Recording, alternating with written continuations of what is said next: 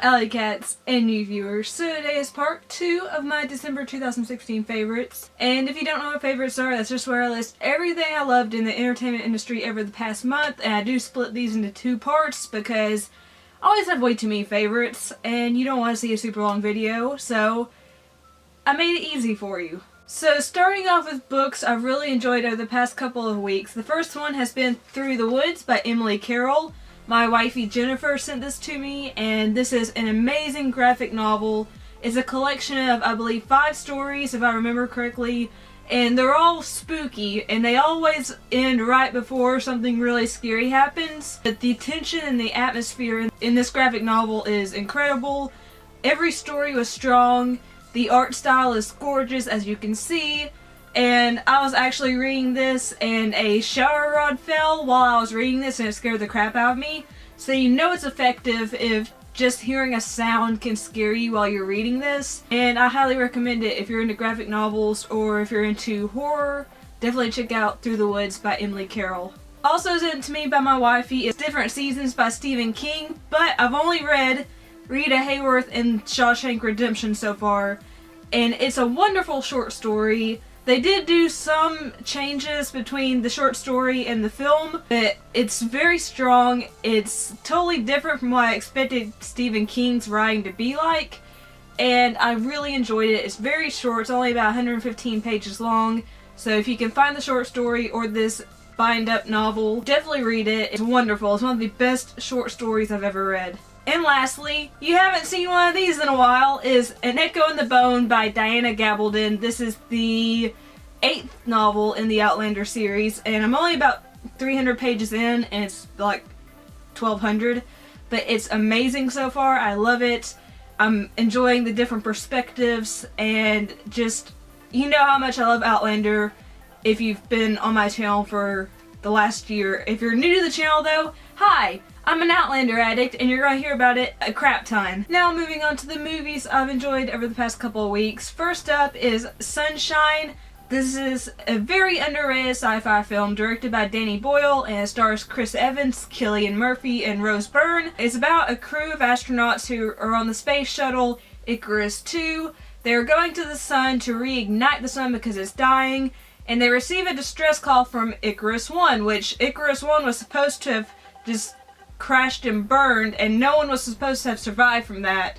So they answered the distress call only to encounter horrific nightmarish visions and paranoia, and it's so well done. And even though the plot has kind of been done in other films before, this is still worth a watch. The acting is spectacular, the visual effects are beautiful, and it just doesn't get the love it deserves. And if you're a science fiction fan, I highly recommend you try and find Sunshine somewhere and watch it. Now moving on to films that I don't own, I really loved The Green Mile. I just watched it for the first time not too long ago, and even though it's over 3 hours long, it went by in the blink of an eye. If you don't know what The Green Mile is about, it's about a man named Paul Edgecombe who works on the Green Mile, which is his prison's death row, basically.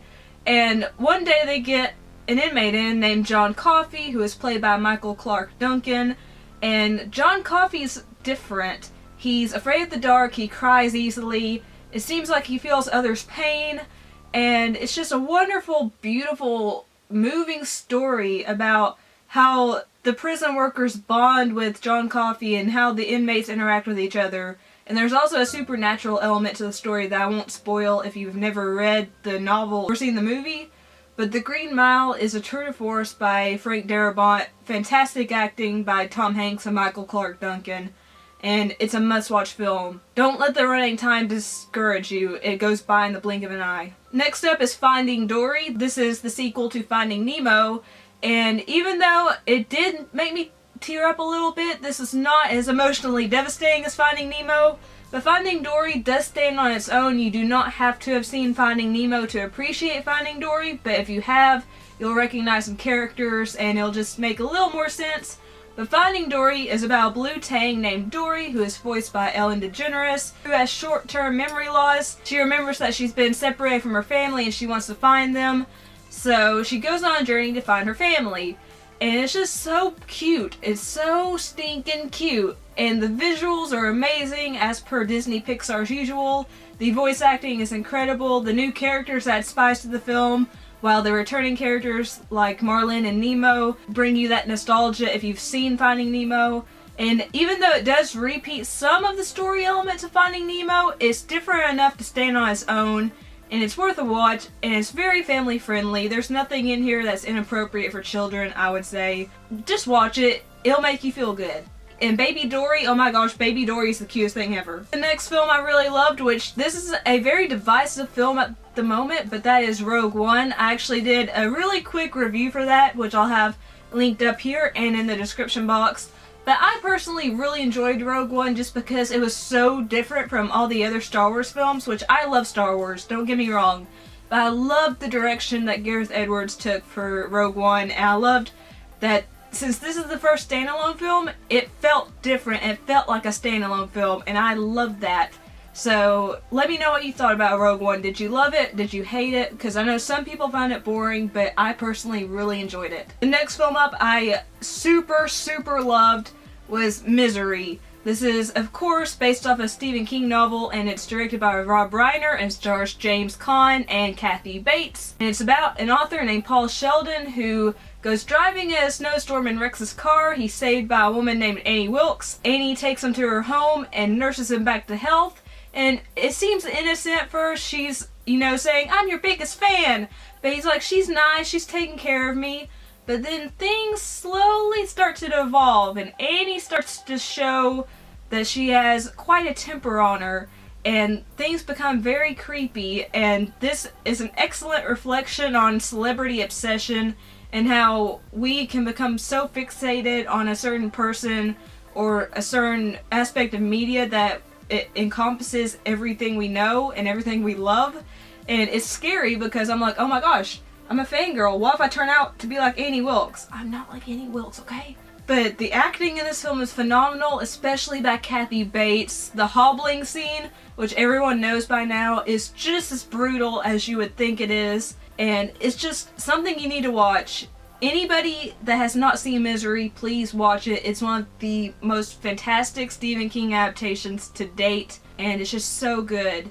Next up is another Stephen King adaptation, which there's a theme going on here, but that's The Mist. This is again directed by Frank Darabont, and it stars Thomas Jane, Sam Witwer, Laurie Holden, Melissa McBride, and Marcia Gay Harden.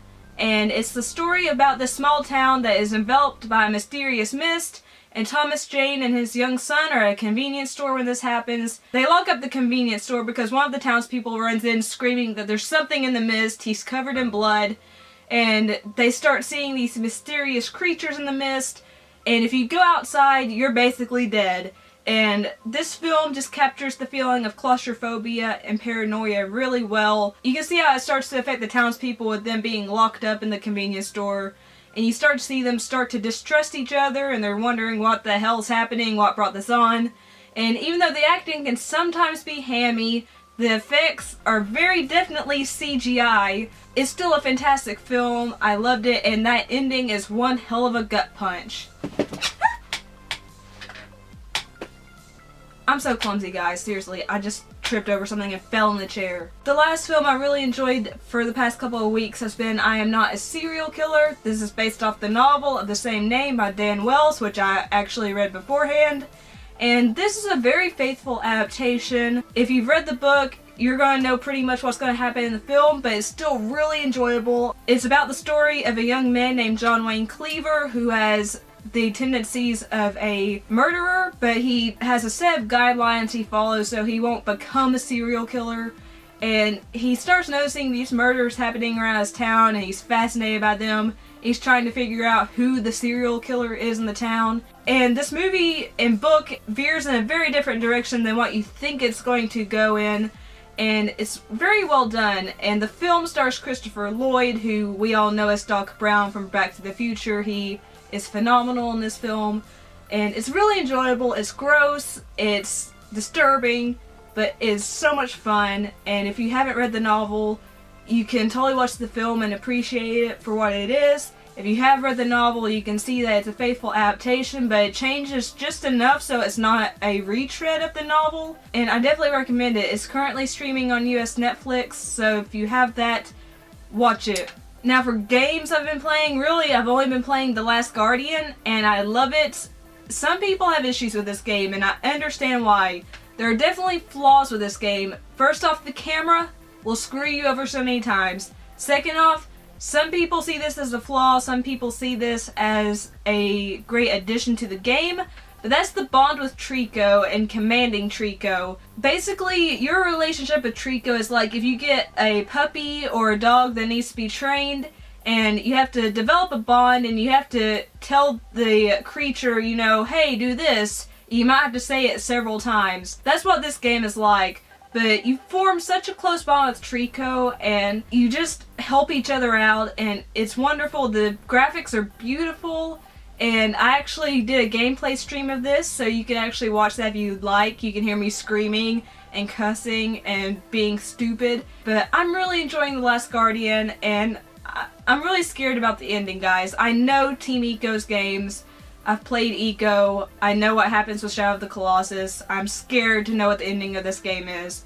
But if you liked Eco and Shadow of the Colossus, then Last Guardian is definitely something you'll want to play. And all the music I've enjoyed over the past couple of weeks is listed in the description box down below. And lastly, for favorites, I've recently added this to my Patreon, which yes, I do have a Patreon. I can feel the hate already. If you donate at least $1 a month to me, I give you a shout out in my monthly favorites. So I have two people I need to give shout outs to. First up is Stephen S. I don't want to say your last name because one, privacy reasons, and two, I don't want to butcher your last name. And second, of course, is my bestie, Robert Santellan, or Robert Santellan, as it's actually pronounced. I love saying your name like that, okay? But it's Robert Santellan. That's how he goes by on YouTube. Call him that. But thank you guys. You have no idea how much this means to me. And if you're interested in my Patreon or anything else that's linked in the description box down below, please don't murder me, okay? But I know people are touchy about Patreon. It's a taboo topic. Alyssa, you're a horrible person. I know, okay? I'm terrible for having a Patreon. As always, if you liked the video, please leave me a like. Let me know what your favorites have been for the month of December in the comment box. And also, if you like this video, please share it because that helps my channel grow and it makes me happy. And yeah, sparkly goodness. I don't know what that was, guys. I'm weird. You should know this by now. Also, if you're not subscribed to my channel and you like what you've seen and heard so far, my face will be floating over here at some point. You can click my face and I'll subscribe you to my channel. Also, if you'd like to follow me on social media sites or read the written reviews for the films I mentioned, all those links will be in the description box down below. I love you guys so much. Thank you so much for watching. Peace and kisses. Bye!